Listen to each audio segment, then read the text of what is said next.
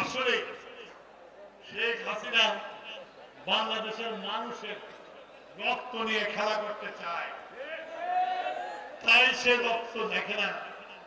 আপনারা কি দেখেছেন ফেসবুকে আওয়ামী লীগের কেউ অনুতপ্ত এত মানুষ হত্যা করার পরে অনুতপ্ত হয় নাই?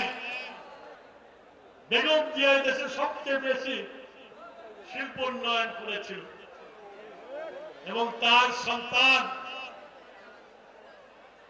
অলরেডি ঘোষণা করেছে 31 দফা।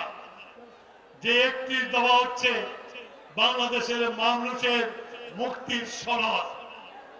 যে 31 দফা হচ্ছে উদারপন্থী গণতান্ত্রিক সমাজ। যে 31 দফায় বলা হয়েছে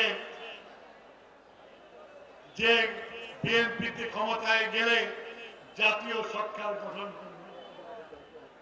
এই 31 দফা দিয়ে হাসিনার এই শ্মশানকে তারেক রহমানের নেতৃত্বে আবার বাংলাদেশ গতি পাবে এবং দুর্নীতি মুক্ত বাংলাদেশ হবে।